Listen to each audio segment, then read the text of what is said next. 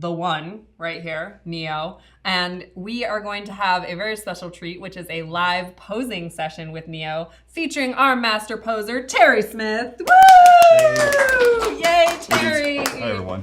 Hi. Good to be back. Yeah, it's awesome. So you are here to help us pose Neo. Yeah, and I'm really excited about I it. This is know. the one I've been waiting for since long before it was announced. Obviously, like everybody else out there, I had no idea that Hot Toys was going to be doing Matrix figures, and I was just overjoyed. Yeah, as soon as it's they made the awesome. announcement, And I'm like, come then on. just think of all the posing, I've been thinking opportunities. about it. And it was funny because when we sent Terry the list, you specifically were like, Neo, Yeah, I didn't that's even the live hesitate. posing Yeah. right there. Anyway, so do you want to get started while I talk a little bit about the figure? Yeah, sure. Awesome. Okay, so Terry's going to start, and I am going to read off some cool stats about Neo. I like how Terry just gets right into it. All right, got to do this, got to do that. Guys, feel free to ask questions of Terry during these live posing segments because that's what he's here for, tips and tricks and all that. And if you guys have specific questions about any one of your specific figures, he's probably posed it on how to be a poser. Most likely. Most likely. Let me just find my notes here on Neo. Right here, got it. So, Neo. Wow. It has the authentic, detailed likeness of Keanu Reeves as Neo in The Matrix. The head sculpt was newly developed in order to get facial accuracy from the movie. And he is a specialized body with over 30 points of articulation. And it looks like Terry's about to use all 30 points. That's so cool. Going for 32, man. Yeah, awesome. So he has 8 interchangeable hands, including a pair of fists, a pair of weapon holding hands, a pair of relaxed hands, a pair of open hands, and each head sculpt is specifically painted. Oh my God, that's so Speaking cool. of the head sculpt, just look at that. I don't even know that I want to. I feel like I'd love to find a way to display mine without the sunglasses. It's just the portrait is just so spot on. The proof is in the pudding, everybody. I'm so happy with this portrait. I do have to don't say know how they could have made it better. this mid pose kind of looks like you could have a Neo boy band. I can have a Neo boy It's band. Yeah. How many would it take? How many Neo figures does one need? I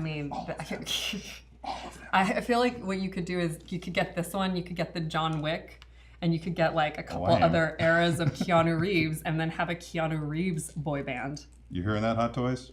That's amazing. We need more Keanu We need Reeves. Bill Yeah. from Bill and Ted. Yeah. No, Ted. Oh my God. Jeff's face was like, what are you talking about? Ted. Oh my God. Wow. I am not on my game today. Anyway, so we need Ted. I didn't even flinch. I missed it. So you're good. Cool. I just assumed his name would be first. Obvious. No, that's not true. I'm trying to cover it up. I just haven't seen Bill and Ted in a while. Anyway, so Keanu Reeves, we need Neo. We need a Point Break. Point Break. Dude, I was waiting for that. Yeah. Point Break. Oh my gosh, I love Point Break so much. So those are the 4. 4 is a boy band or 5? You can get away with 4. Because 98 Degrees did. You need the 5th. Wow, look at this. So then who's the 5th? Who's the 5th Keanu Reeves? I don't know. Constantine? No. I'm going with 47 Ronin. 47 Ronin. That's pretty good. Yeah. I like Constantine more than most people do. Sorry. I've seen that many times. Yeah. Anyway. I think they did a fine job with it. I think they did too. I mean, what's the complaint that he's not blonde?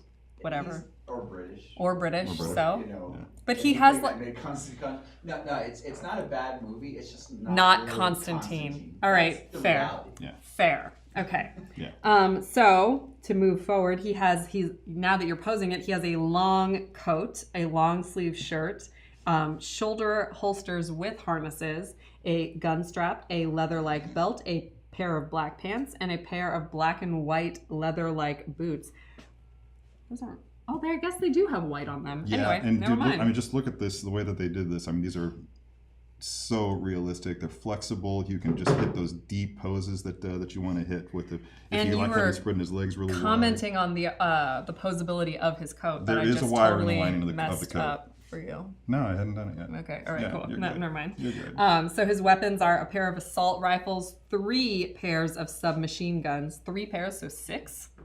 There's 6. There are so many Wow. guns. Yeah. Okay, a pair of pistols. He also has his signature black sunglasses and a black duffel bag, and his especially designed dynamic figure base with his Neo nameplate. So head on over to side.show/Neo, side.show/Neo in order to pre-order this guy right now. He is not shipping just yet, but he will be shipping very soon. Again, special thanks to Hot Toys for allowing us to have him on the show before he's actually shipping. I'm so excited. This is beautiful. I can't wait for all of the collectors to get him in their collection and to see the different poses they put him in and to see, how they display him, because he is like the first in the Matrix. They also teased an Agent Smith, but it'd be really cool to see how you guys are displaying your Neo. I want to see that. Terry and I definitely want to see that. If you guys want to follow Terry on his social media, at Terry35mm.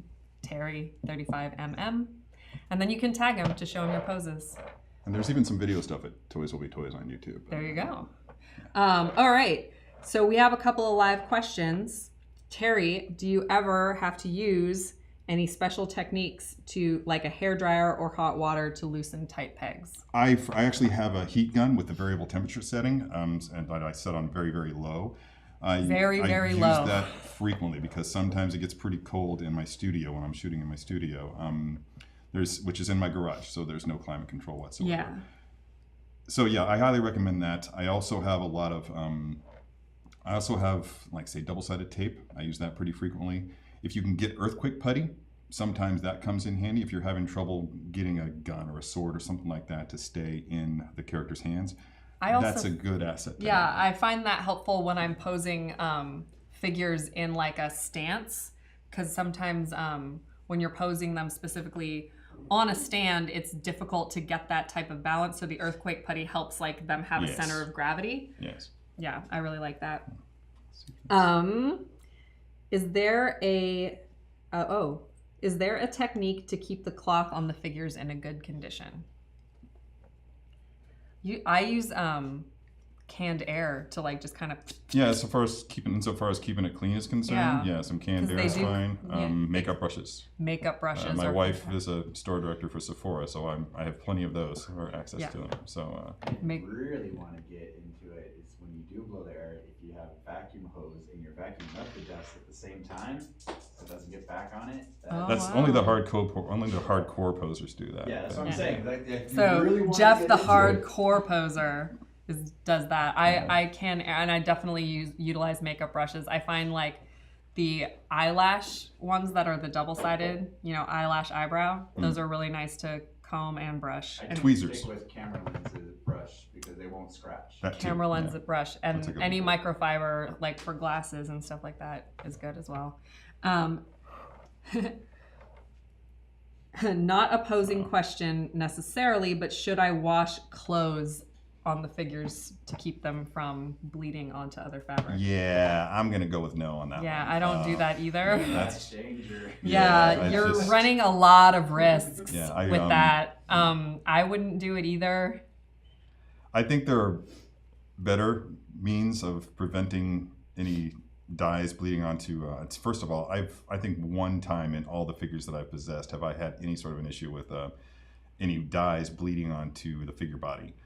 So I think that's more of an exception than the rule, even with the ones that have been talked about that have done that. But I think that if you're really concerned about it, it takes a lot of effort. But maybe take off the figure's clothes, put some plastic wrap around it, and put them back on. That's not something I've ever done though. I don't really feel the need. Only thing I've ever done is from like coats to shirts sometimes, but all I do is I get a dryer sheet. I like lift up the coat or the jacket and kind of wipe there, because the dryer sheets have that little bit of coating. Yeah. And just that little bit prevents bleeds from happening. There you go. So I don't even undress my figure all the way. I just will lift up the coat if I'm concerned about bleeding, put a little bit of the dryer sheet on both sides, and then put it back. That's all I do to prevent that stuff. And that works on premium format figures as well as 6 scale. That's a hot tip for me as well. There you go. All right. So, Terry, what's the most difficult figure that you've ever had to pose? That's still going to be... I was going to say this month. Since this month? I was like, because we asked that question last time too. Yeah. Oh, wow. I haven't had any issues with any of the figures that I've been messing with in the past month. But of course, I've only been revisiting a lot of the older things. I've been working with a lot of Iron Man figures. Those things are never a problem. They practically pose themselves. It just takes a little bit of fine tuning to make them look a little bit more lifelike. See, that's Iron Mans are my Achilles heel of posing. Like, Is that right? Yeah, I can't get them to look natural. They constantly just look like robots when I'm trying to pose them. All right, so. I might have to. So you might. We're gonna have to like work with a couple of them. Talk. So yeah, absolutely. Yeah. That'll be good. I can't pose Batman figures to save my life. Oh. It's those suits. I just can't. That's interesting. Yeah, there's a restrictive quality to those suits that's really tough to defeat. I used to say capes were my kryptonite. These days, I think it's more the bat suits. But there's really no way around that. If you want it to look good on your shelf, the posing is half the battle. The materials also have to read well, and in order for them to do that, they have to make sacrifices. There has to be a middle ground, and I think for the most part, they almost always meet that middle ground. Totally. Yeah. My favorite one currently is I've been posing and reposing. I have Scarlet Witch from Civil War, it's the same costume as Infinity War, practically. And then the Infinity War Black Widow, and I really Hot Toys, if you're watching, I would love an Okoye to like complete that, because I'm doing that like battle scene with the Outriders where like Black Widow has her batons and Scarlet Witch is like coming onto the field. Yeah. So that's what I'm trying to do right now. That and would look awesome. I would actually love to do that photo shoot. So Hot Toys, if you're listening. Yeah, an Okoye. I'm ready to do that photo shoot. That would be awesome. We have a Shuri coming soon, so hopefully an Okoye is next. Awesome. Terry, what are some useful tips for a novice poser? Practice. Yeah. Apart from that, I mean, that one's obvious. I'm not just going to leave you with that. That's just a cheap one. Watch How to Be a Poser. Watch How to Be a Poser. Okay. But what did it for me? I've had a lot of time to think about it, and I just kind of stumbled into figure posing. But I think what did it for me was I read a lot of comic books.